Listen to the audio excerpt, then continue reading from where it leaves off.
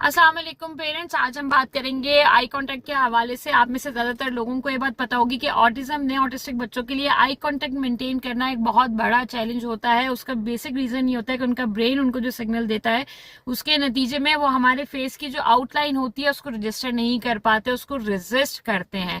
वो आपकी जो फेशियल आउटलाइन होती है, जो चेहरे का की साख्त होती है, वो इसको रेजिस्ट करते हैं, उसको रजिस्टर नहीं कर पाते, जिसकी वजह से वो आपकी तरफ देखते नहीं है। आपकी आंखों में आंखें डालकर नहीं देखते, जब मुखातिब होते हैं तो आपके चेहरे की तरफ नहीं देखते।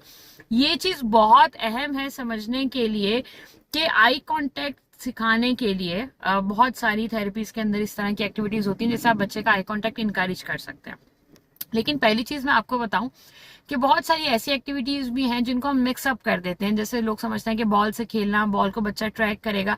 देखिए, बॉल को जब बच्चा ट्रैक करना, इसकी बहुत आम सी मिसाल है कि अगर आप मेरी इस उंगली को देखें और मैं इसको यहाँ से यहाँ घुमाऊं और आप इसको फॉलो कर सकें, तो इसको फॉलो करना तो कह सकेंगे, इससे आपका फोकस तो बेहतर होगा, लेकिन इससे आई कॉन्टेक्ट मेंटेन नहीं होगा या आई कॉन्टेक्ट इनकरेज नहीं होगा। उसका रीजन ये है कि जब भी हम आई कांटेक्ट की बात करते हैं तो आपका आई कांटेक्ट किससे होगा? आपको सामने भी दो आंखें चाहिए। बिल्कुल वैसे अगर मैं आपसे मुखातिब हूं या मैं किसी से रियल लाइफ इंटरेक्शन कर रही हूं तो आई कांटेक्ट के लिए जरूरी यह है कि सामने वाले की दो आंखें हो, मेरी दो आंखें हो, और वो हम दोनों आई कांटेक्ट मेंटेन कर रहे हो। ऐसा नहीं हो सकता कि आप मुझे किसी ऑब्जेक्ट को फॉलो करना सिखाएं और आपको लगे कि उस ऑब्जेक्ट को फॉलो करके मेरा आई कांटेक्ट या बच्चे का आई कांटेक्ट बेहतर हो सकता है। सो ये चीज सीखने की जरूरत है कि पहली चीज जो आपको बच्चे के अंदर आई कांटेक्ट इंप्रूव करने के लिए चाहिए वो है ह्यूमन इंटरेक्शन।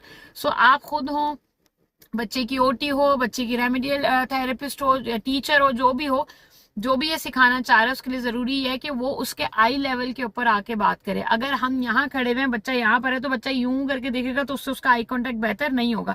सो आपने इक्वल लेवल पर आकर उससे बात करनी है, उसको एक्टिविटीज सिखानी है। सो this is one of the thing कि ह्यूमन इंटरेक्शन हो, सेकेंड पार्टी भी वहां मौजूद हो, ताकि वो आई कांटेक्ट वाली जो फीलिंग है, जो नीड है, वो पूरी हो सके, आप उसको सिखा सके। दूसरी चीज जो इंतहाई अहम है पहले पर्सन के अलावा, वो ये है कि देखें, आप स्क्रीन टाइम को कंट्रोल करें, लेस टू नन की तरफ लेकर जाएं, उससे भी बहुत ज्यादा फर्क पड़ता है। बच्चा रियल लाइफ इंटरेक्शन पर आता है।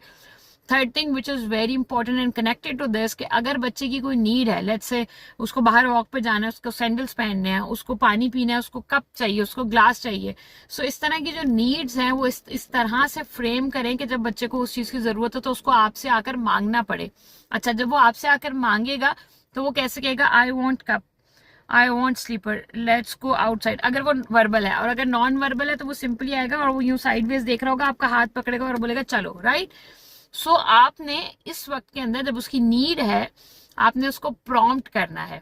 आपने उसका आई लेवल पर आकर कहना है, what are you saying, what do you want, and you have to repeat it again and again. और मे बी आप उसको हल्का सा टैप करके पूछे, look at me Abdullah, look at me, what do you want, what are you saying, और maybe what I can do is, और sometimes I do it with Abdullah, कि आप हल्का सा उसको चिन अप करते हैं। लेट्स से नीचे देख रहे हैं, हल्का सा आप उसको चिन अप करके बिल्कुल उसका आई लेवल पे आते हैं। What are you saying Abdullah, what do you want, okay you want slippers, you want slippers. तो आपने उसको प्रॉम्प्ट किया। सो हम अमूमन ऑटिस्टिक बच्चे प्रॉम्प्ट्स को बहुत अच्छे से फॉलो करते हैं।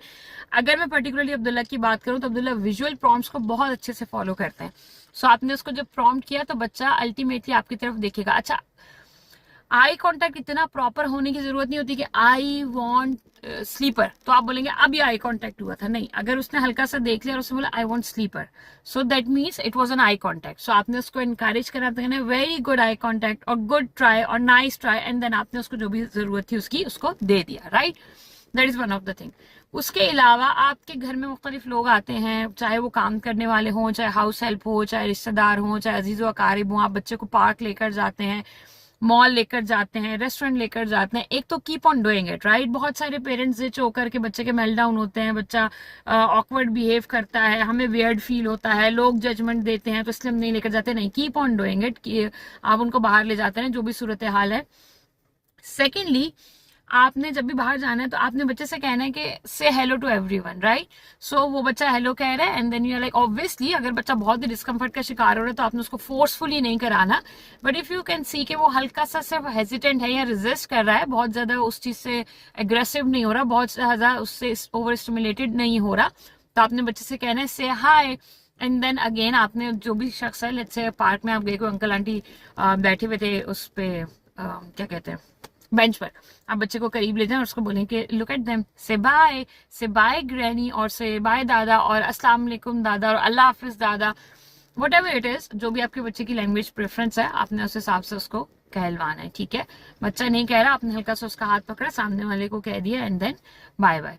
सो ग्रेजुअली बच्चा will get use to of it. So this is very important. आपके घर में दूध वाला आता है, मासी आती है, हाउस हेल्प आती है, शेफ आती है, मजदूर आता है, आप कहीं जाते हैं, सो जितने ज्यादा लोगों से आप इंटरेक्शन करा सके, क्योंकि बहुत दफा पेरेंट्स मेरे पास आते हैं तो वो ये भी कहते हैं कि जी बच्चा पेरेंट्स के साथ तो आई कांटेक्ट करता है, टीचर के साथ भी करता है, थेरेपिस्ट के साथ भी करता है, लेकिन स्ट्रेंजर्स के साथ नहीं है।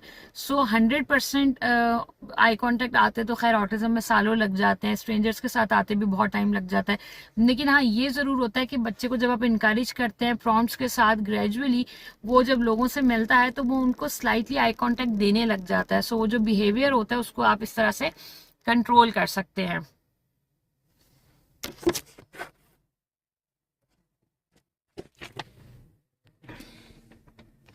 अगर ये वीडियो आपके लिए यूजफुल है तो प्लीज इसको लाइक करना और शेयर करना मत भूलिएगा, और हमारे चैनल को सब्सक्राइब और फॉलो जरूर कीजिएगा।